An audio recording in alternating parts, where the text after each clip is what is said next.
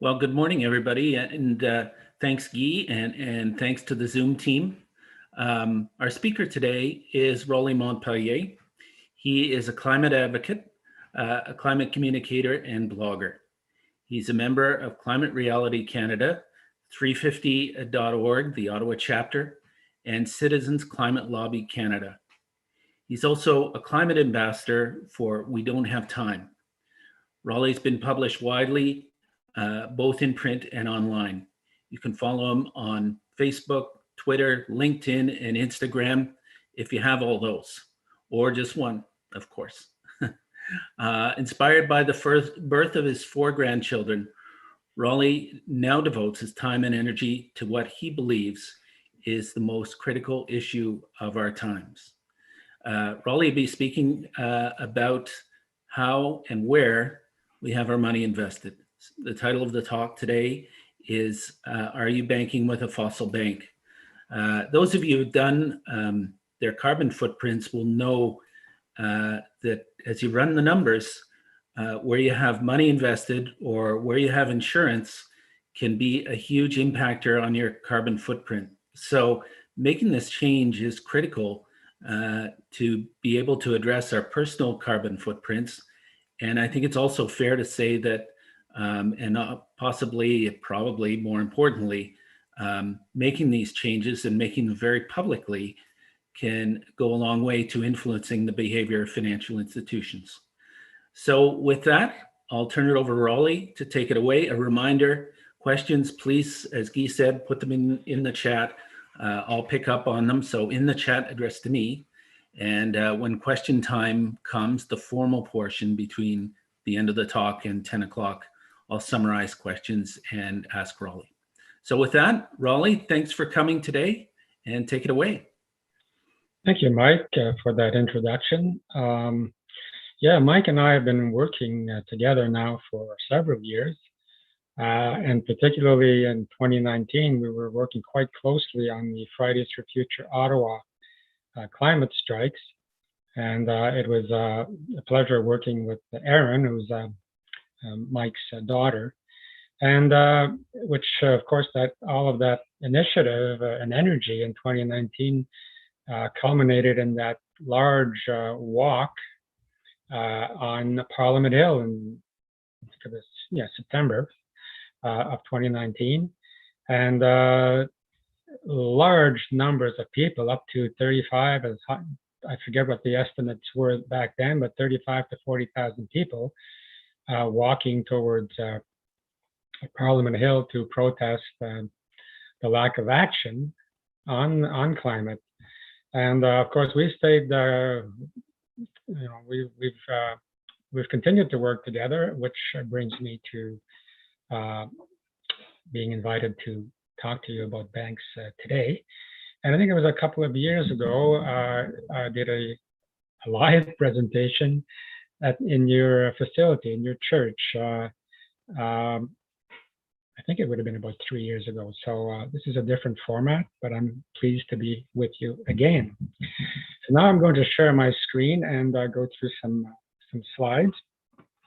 Now this has worked almost every time I've tried it, so I hope that today's the same. So bear with me for a second.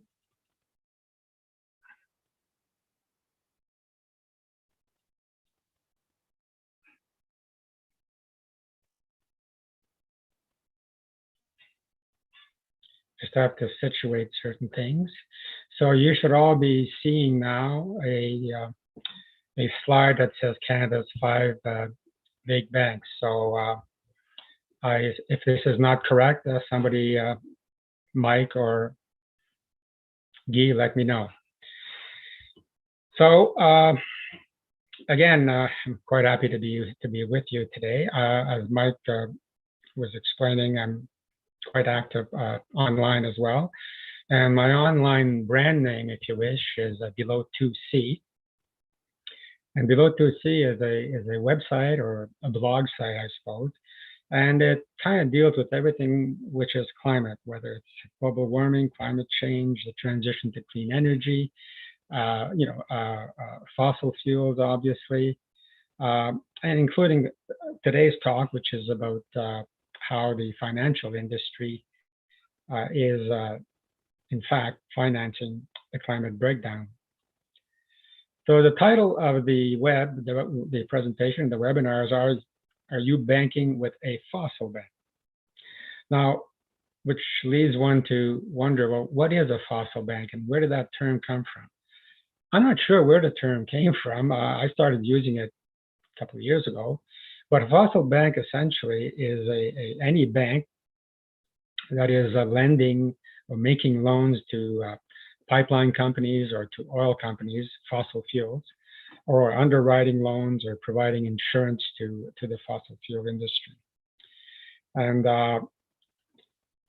so I started asking myself this question, am I banking with a fossil bank? And I invite you today to also ask yourself the same question.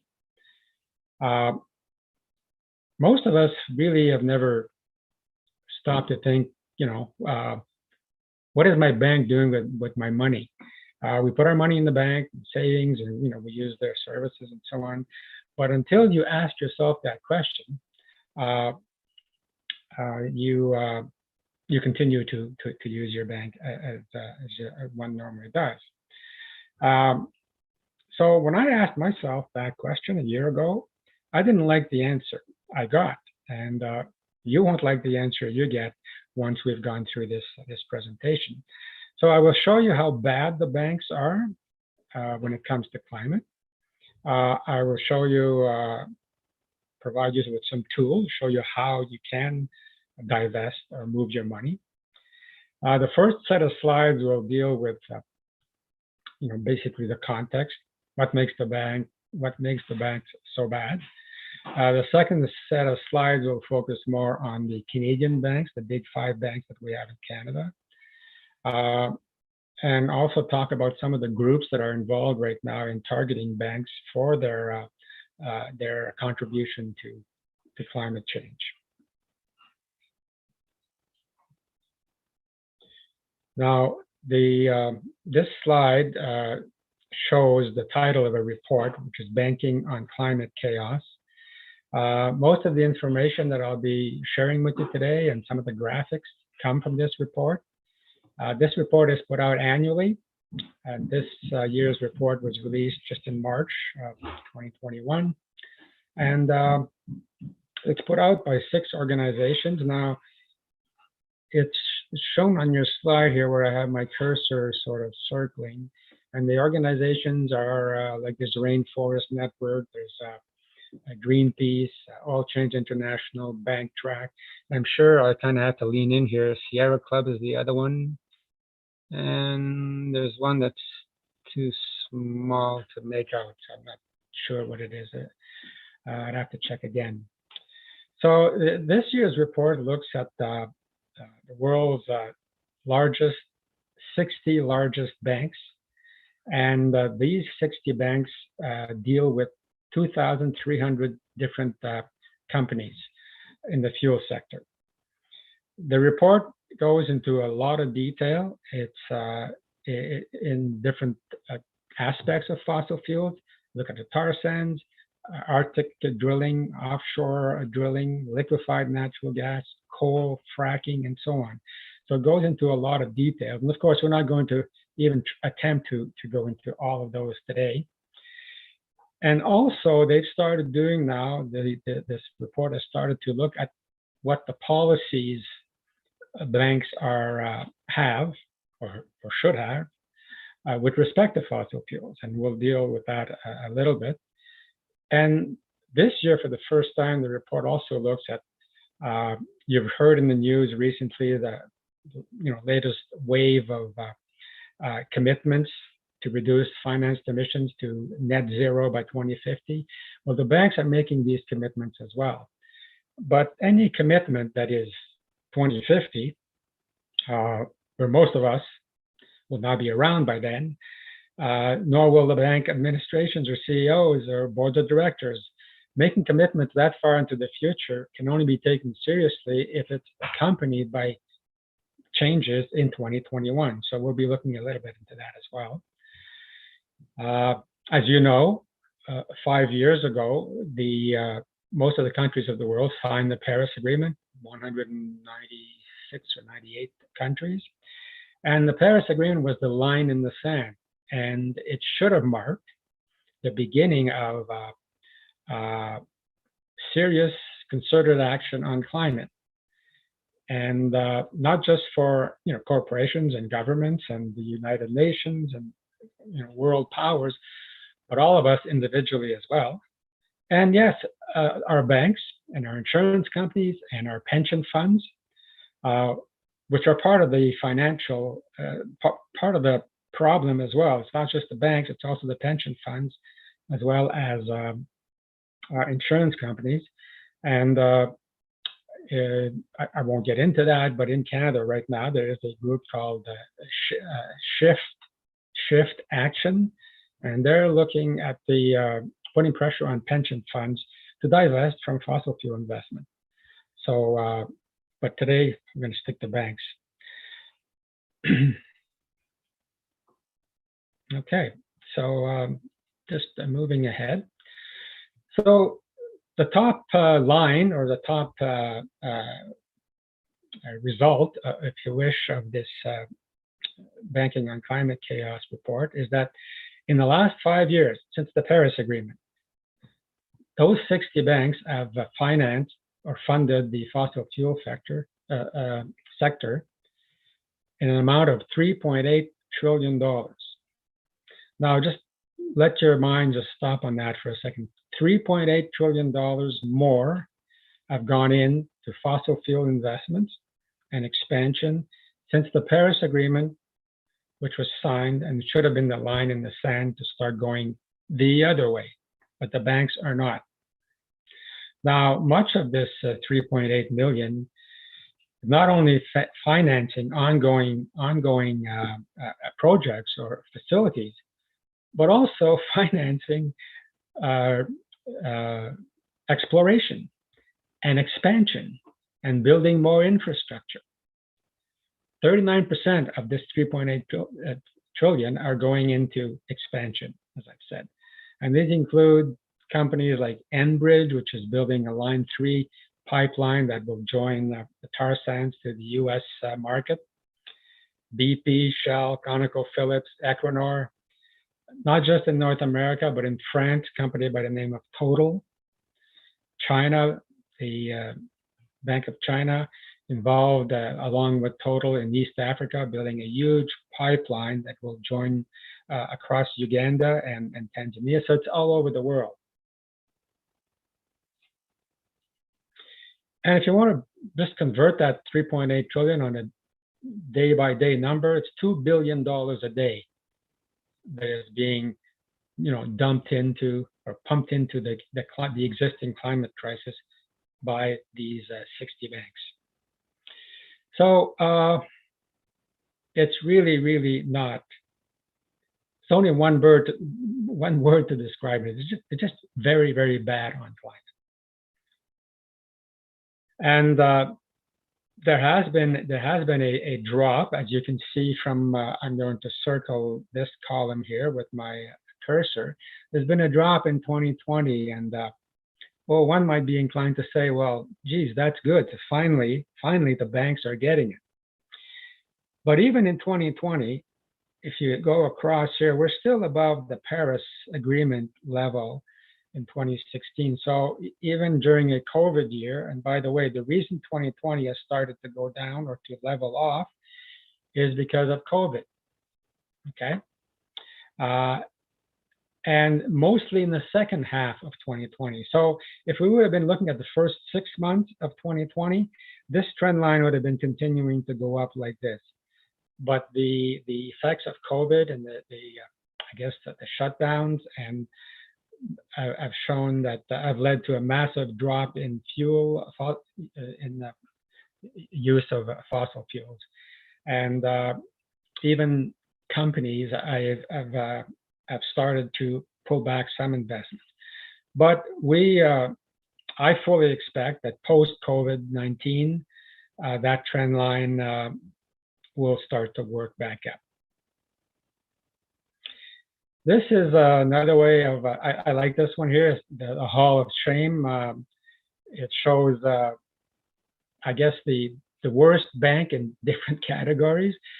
Number one overall by a long shot is JP Morgan Chase. They're the world's worst funder of fossil fuels. 5 years in a row, 317 billion in total. And then you have different categories here. The worst bank in Europe is Barclays, but the worst in Canada is this Royal here. So it has the dubious distinction. My bank, and I'm sure that some of you as well, your bank, is the worst in Canada. And another way to depict this is, we always like the dirty dozen. Well, if we take the dirty dozen, here's RBC, number 5, TD and Scotiabank are 10 and 11. So it's a bad picture overall. I think the point has been made. And another report, I'll spend very little time on this one. Another report is comes from the group out of the UK, DSMOG UK, shows this report looked at 39 banks, 5 of which are Canadian banks, our big 5 right here, as I'm using my cursor on your slide. Those 39 banks have in total on their boards of directors 565 directors. So 39 banks, 565 directors. Of those 565, 368, which is, I think it's 65% here, according to my notes, 65% are climate conflicted. In other words, they come from the fossil fuel sector, or the insurance or other polluting companies, or they come from other banks, which were fossil banks as well. But it just goes to show you the level of interconnectivity between fossil fuels and the financial industry, and ergo banks. Just another way of showing it, Scotia, of all its board of members on their board of directors, 93% are connected to the polluting industries. TD, 92% are connected to polluting industries. So they seem to have their fingers in all the pies. And of course, when it comes time to making decisions at the board level, it allows these climate conflicted board directors to kind of put their thumb on the scale and influence how decisions are made.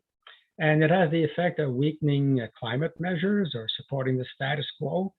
And it really basically waters down a lot of any climate initiatives that the banks might otherwise be taking.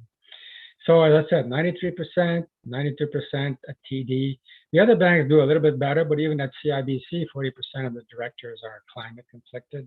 And then same thing with Bank of BMO and which one am I missing? Scotia, I guess.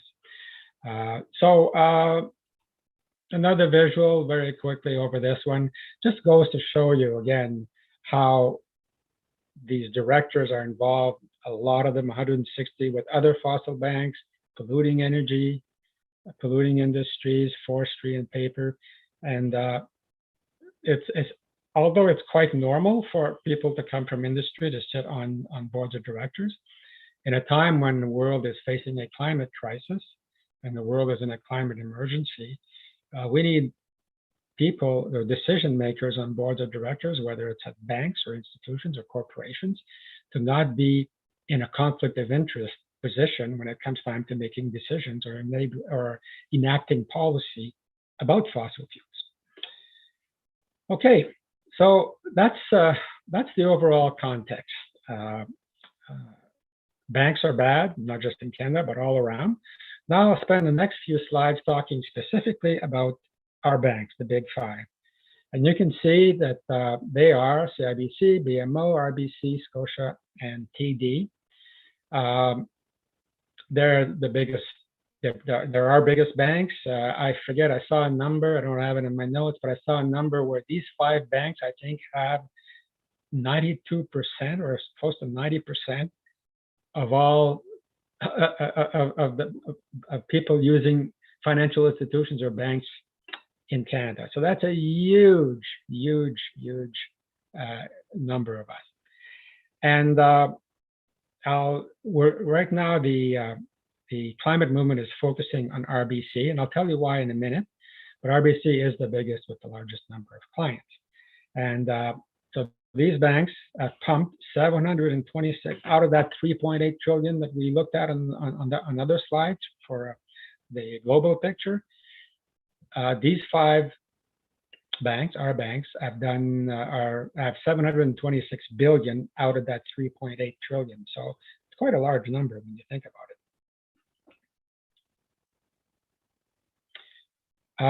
This slide shows the same number, but it breaks it down by bank. So if you're with CIBC, you're not, your bank is not quite as bad as all of these until you get to 208 billion by RBC. TD is the second worst, and then Scotia sits in the middle. And if you took the 60 banks that I spoke of at the beginning and you put them all on this is actually a very ugly slide, but I put it in here just to show, like, if you can imagine, there would be 60 banks if I was able to show the entire chart. But out of the 60 banks, well, here's RBC, TD, Scotia, Bank of Montreal. So our 5 banks are in the top 22 of those 60, okay? So we're not just part of the 60, we're leading the 60. We're in the top 22. And we can't talk about Canadian banks without, of course, talking about tar sands oil. A lot of people refer to the tar sands as oil sands. And there's a little bit of there's an interesting story there. When the tar sands were discovered, they were called tar sands. And it was only a couple of decades later, under Harper, that the Canadian petroleum industry, CPPA, Canadian, I can't give you the full name, but it's the CCPA, which is the Canadian Fossil Fuel or Oil Industry Association, was able to have the name changed in official government papers from tar sands to oil sands, because oil sands sounds a whole lot better, doesn't it, than tar sands. But the rest of us in the world still call it the tar sands. And since 2016, the 5 Canadian banks have been the top lenders and underwriters, along with JP Morgan. So here, what this chart shows is that TD is the largest funder of tar sands. RBC is, I think, number 2, and then JP Morgan. But in the top 6, if you're again put this way in this chart here, looking at the banking on tar sands oil, this chart is for the 30 top tar sands production companies. And in this large circle, we have the top 6. If you took out JP Morgan, which is number 3, 5 of the top 6 funders of the tar sands, one of the world's dirtiest oil, 5 of the top 6 are Canadian banks. So not a very proud moment, I would say, for our Canadian banks sinking so much money into the world's dirtiest oil.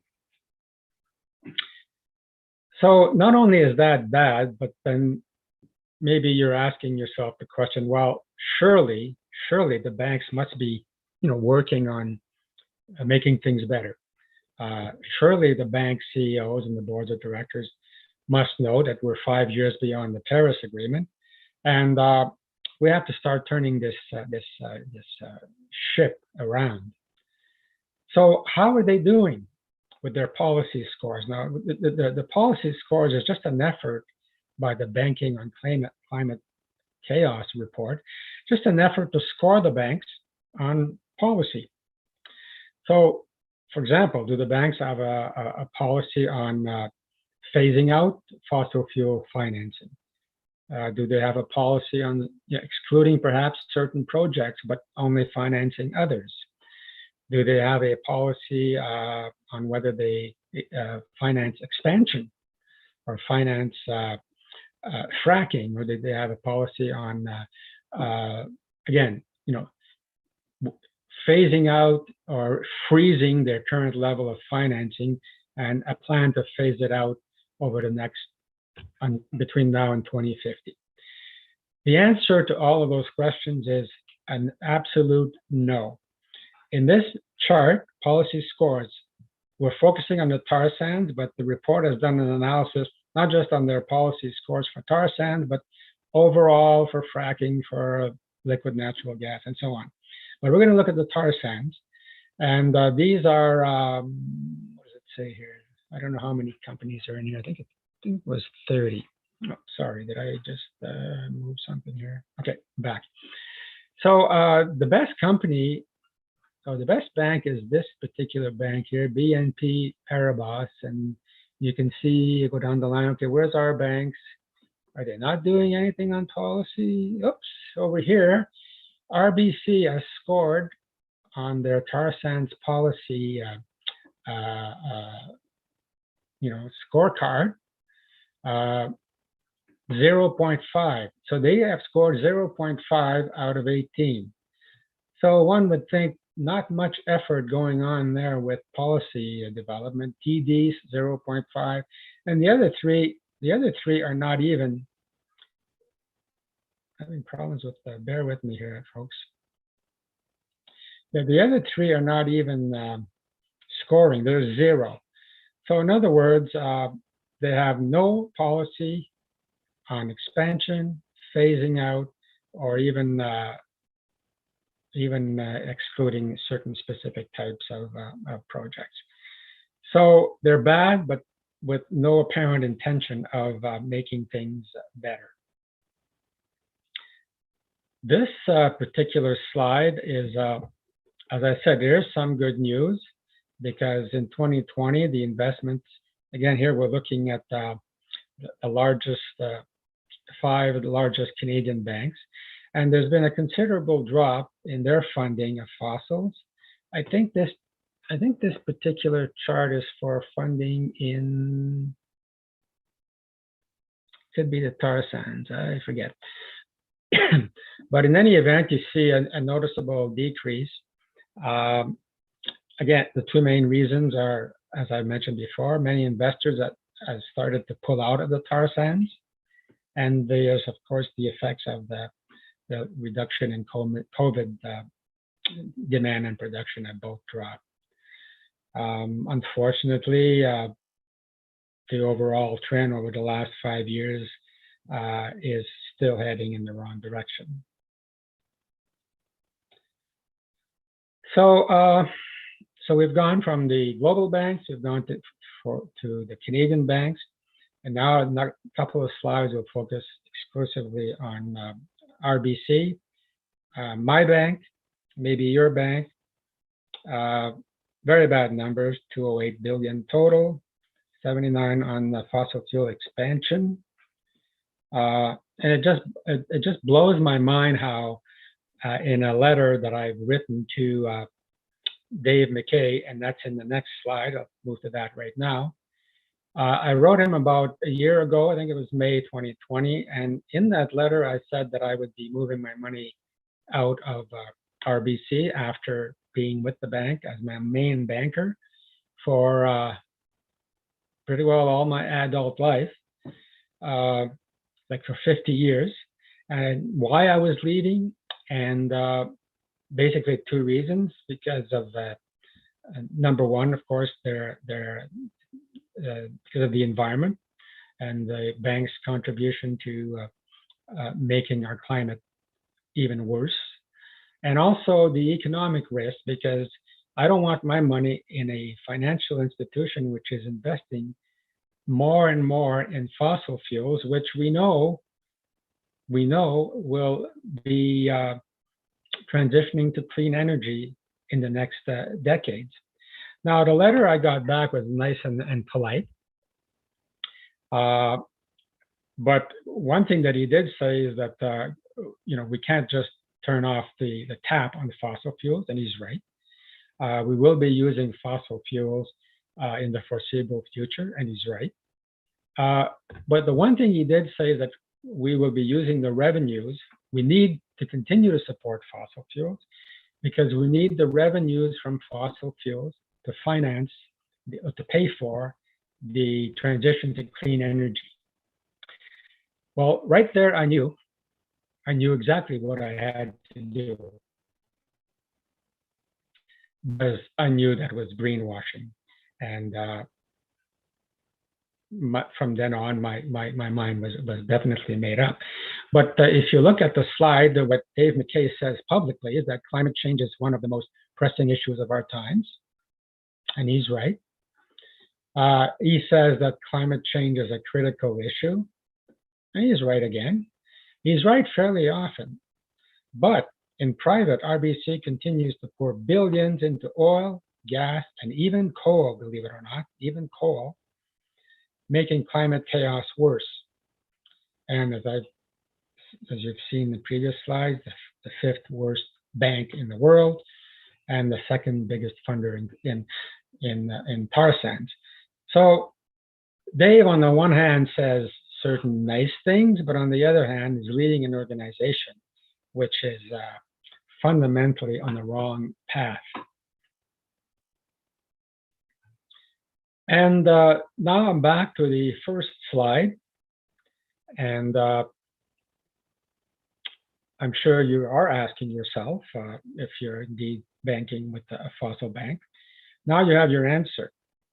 And if you're banking with one of those 5 banks, then not only is your bank contributing to climate change, but unfortunately, so are you, and so was I, and I still am until I'm completely shut the door on RBC. Not a very nice feeling, is it? I noticed from the crowd that many of us are of an age where we have grandchildren, and we've probably thought that we would never even be asking ourselves this question. So what are your options? One option would be to wait and simply hope that the banks will bow to the pressure of the climate movement, that the banks will see a need to do the right thing, to do what is right. Unfortunately, we don't have time to wait. We're already in the climate emergency, and all of the climate indicators seem to indicate that we need drastic action, and we need it now. We need quick action. We can hope that the effects of the different climate movements, the different climate campaigns targeting the banks and the financial sector will have an impact.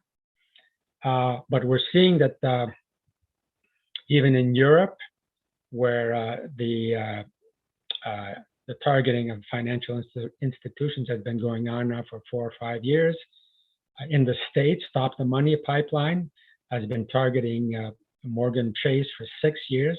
It takes time. The needle is just starting to move a little bit. So we can wait for that.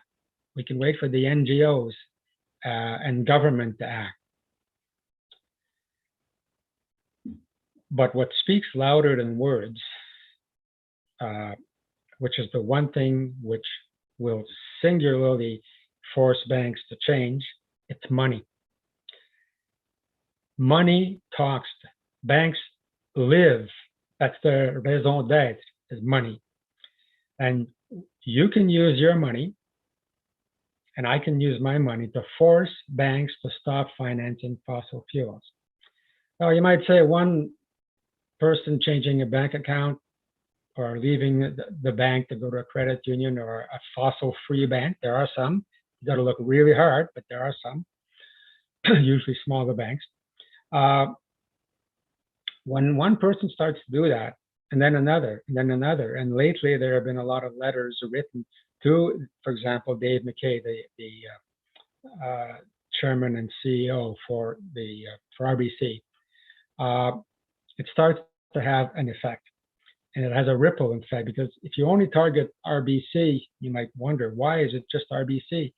Well, if we were targeting all 5 banks, they kind of use each other, like they run as a pack, like a pack of wolves, so that if you attack the whole pack, they have a better way of defending themselves than if you attack one. And if you attack one and it is forced to make changes, the other ones will naturally follow, because they'll know they're next. Nobody wants to be next. Nobody wants to be RBC right now, but nobody wants to be next after RBC either. So when you use your money as a weapon, in fact, as a weapon, when you weaponize your money, when you engage, then I think the banks will start to budge. So let me just let me spend a minute or two to talk about what is happening in Canada right now with the climate. I should check my time here. I have to rush through this very quickly.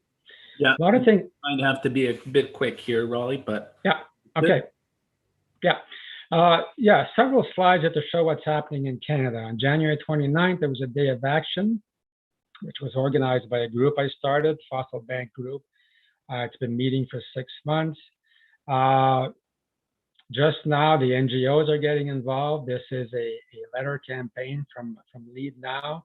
Lead Now is organizing also a digital rally on June the 2nd.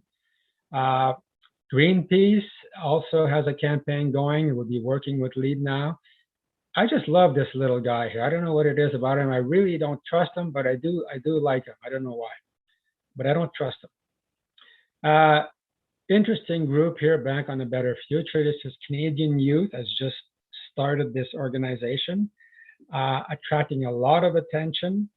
You sign a pledge telling your bank that by April 2022, April Earth Day 2022, if you haven't made any changes to your policies, we're leaving our bank, okay? And there's Sophie Krause. She was doing a protest in front of our RBC branch in Grimsby. She was doing some sidewalk chalk painting. The manager, and going inside to tell the manager that she was leaving RBC, they called the cops. The cops came, squad cars. She was on the sidewalk. She was minding her own business on public property. They brought in a scrubber to erase her, to erase the chalk.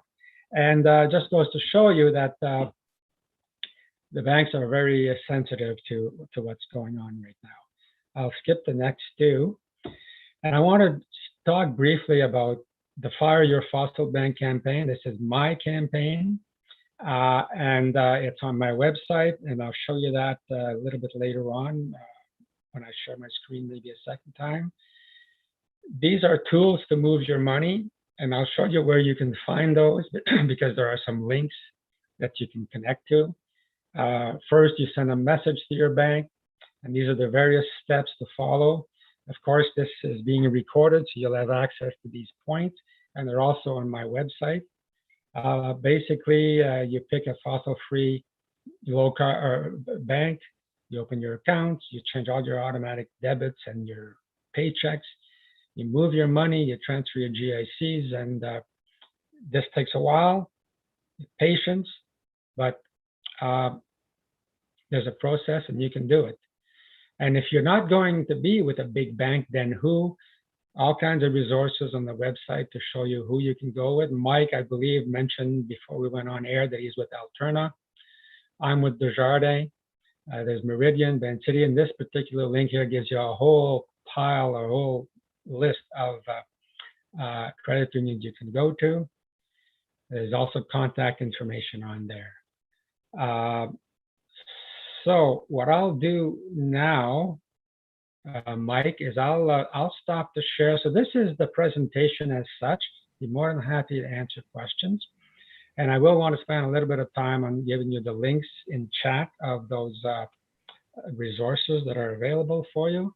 And a little bit later on, maybe I'll take 3 minutes or so, Mike, to reshare the screen and show those the navigation of that particular component of the website to access these resources. So I'll stop sharing for now. Thank you very much, all of you, for being great listeners. Great. Thanks a lot, Raleigh. Yeah, I think that's a good idea. We'll do a few questions, and then I know you'll put up your website, and again put up the direction to that list of better financial institutions that we could consider. So a couple of questions. One is a question, where you're mentioning conflicted corporate directors. The question is that to say that conflict of interest policy don't apply to corporate directors?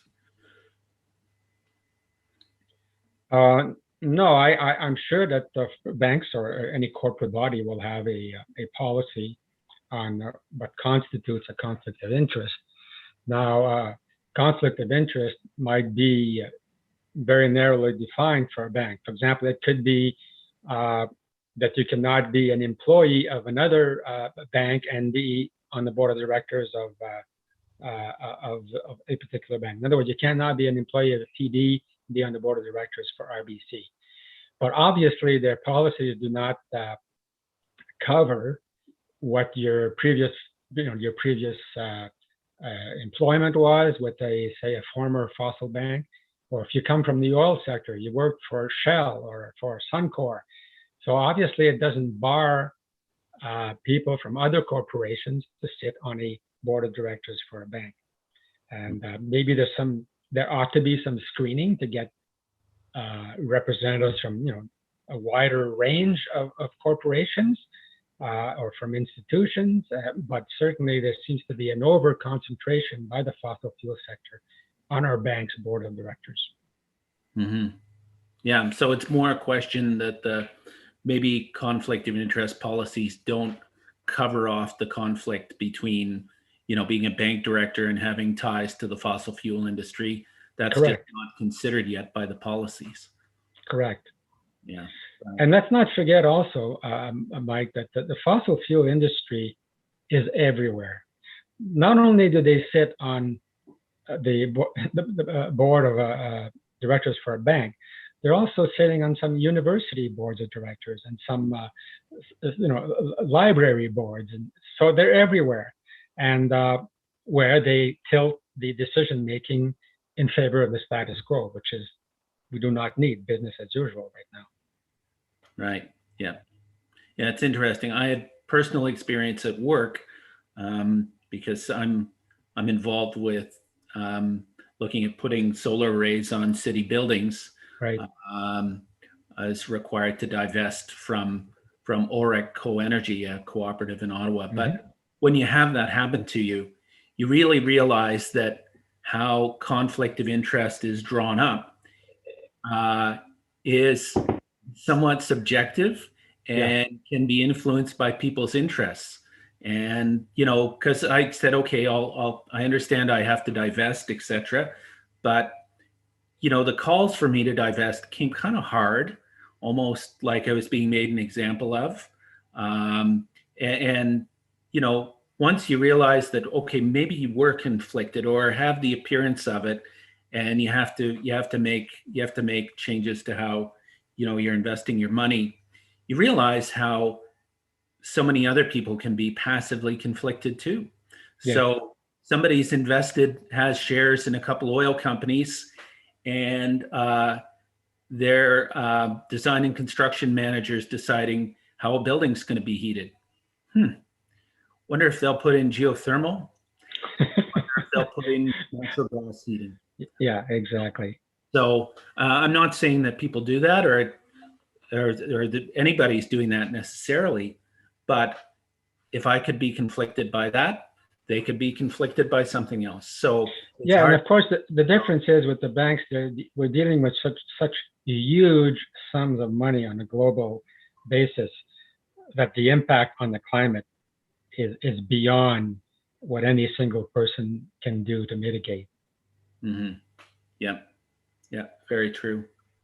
One question that comes up from a few people, and there's a question this morning, is people would like to invest in Canada, but if you get rid of the extractive industries, especially tar sands and other oil, and you get rid of the banks, there's a lot less left. So wonder if you could comment on that a little.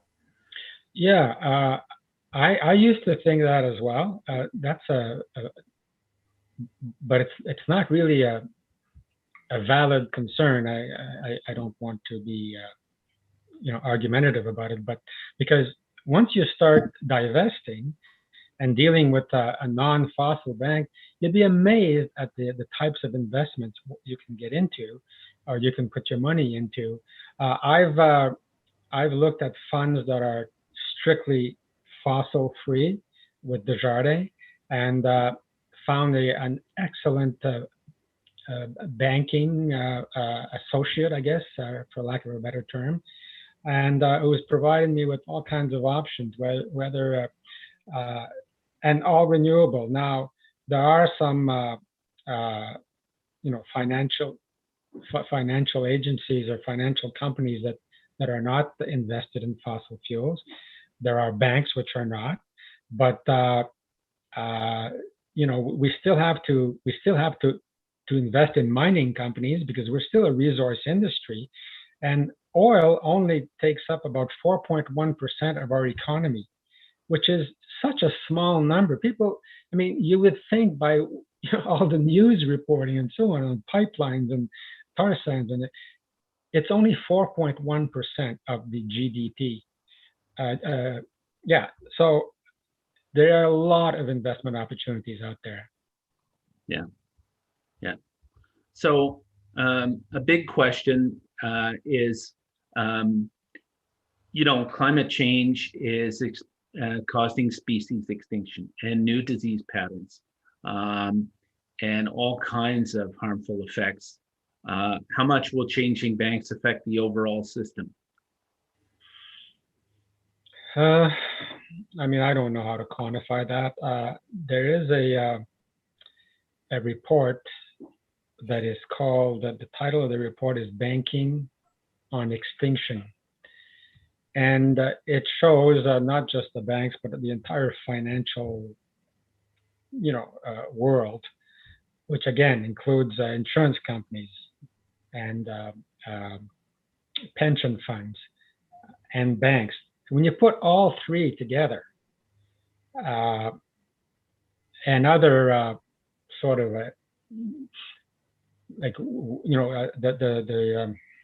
help me out here, Mike, the World Bank and so on,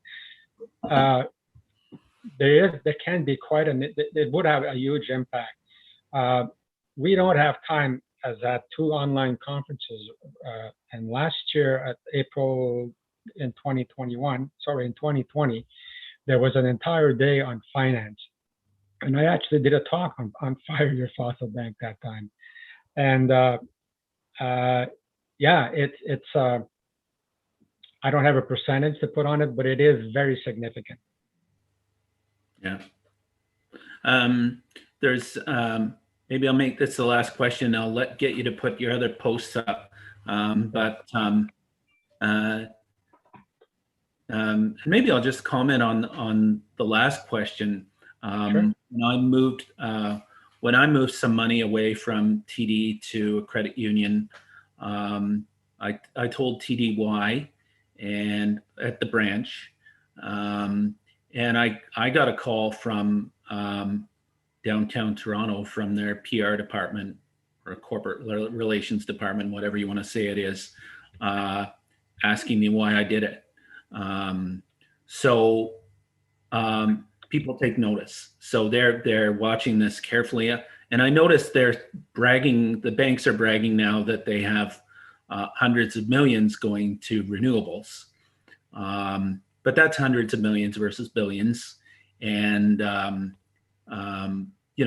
I note that's likely money they were going to invest anyway. They're just segmenting it out and putting some PR spin on it is what I assume that to be. And I really, I know you mentioned RBC, but I kind of have a little bit of a hate on for TD. They do the most marketing as being green. Yeah. My dad was with them for years and got in this community group that did little green projects around the community, pathways and planting trees. And it's really clear that that's just BS. That's just a little bit of pin money from a rounding error in how much money they make goes into this little fund, and people get to think they're nice. And that makes me livid. I'll be out of all of the last nickels out of TD before the next Earth Day, and everybody, the letter to the president and everyone will make it abundantly clear. And I thought that that response from David McKay was interesting in the fact he will say that it's one of the most serious issues of our time. I think that statement itself is just cover. That's just that's like a propaganda countermeasure, which attempts to put a veil over all the investment that's going into not only maintaining the fossil fuel infrastructure, but expanding it. I mean, if it were true, we need the money from the fossil fuel industry to fund the alternatives, then there wouldn't be any money for expansion. That's a very good point, Mike. There's all kinds of money for expansion. So that's a lie. Yeah. So yeah, that's a lot of what we're up against. So maybe I'll get you just to put those links up now. Okay. So I'll share my screen again for a couple of minutes. Now I put some links also in the chat. So anyone wishing to click on the links will get you to where I'm going now by sharing the screen. So let me do that right now. So you should be seeing right now. Go to see, it shows climate actions for your kids and grandkids. This is a post that I did yesterday. So I do about 3 posts a week. There's a ton of information on there as I screen up and scroll down. A lot on, it's all climate related or a lot of climate politics. But what I want you to, for the sake of this presentation, there's this tab up here that's called Fire Your Fossil Bank. So once you get in there, for example, you can open this particular one here, and that'll show you this here, which is Canada's Big 5 fossil banks. You saw this particular slide today. So anyway, there's some information here about these 5 banks. Not much more than I've already presented today, but again, that's just one thing you can look at. But one thing I would really like you to look at is the tools to move your money. I had a slide on this, but it's a lot easier to look at this particular link. And if you're going to move your money, these are the steps to follow. So if you go into send a message to your bank, well, there's a sample letter to RBC, TD, Scotiabank, BMO, and CIBC. And the letter, I'll open it, but it's going to be too small to read. But basically, you can adapt it. You can use it for your own purposes. It has some specific numbers in there. And these are the numbers that have been updated to reflect the Banking on Climate Chaos report of 2021. So yeah, those are the letters. And then these are the steps to follow. Step 1, 2, 3, 4, and all self-explanatory. Some of you might already, be halfway through doing this. If not the big banks, then who? Well, I had shown on a slide a while back, Alterna, Desjardins, Meridian, Vancity. But there's a link here somewhere that will show you, yeah, like these are all the credit unions, and it's a kind of a funky looking list there. It's just a lot of info, but these are all there are a lot of credit unions and banks sorry, credit unions that one can go to, aside from the more obvious bigger ones. If you have a mortgage, then you might want to look at there's not much there. This is still more or less under construction. It just says from another group what you can do, and contact your bank information here. And also under this tab here, there's you can look at what's happening around the world. There was a letter by Indigenous women leaders who have sent a letter to the 5 banks. It's signed by a few hundred Indigenous women across Canada.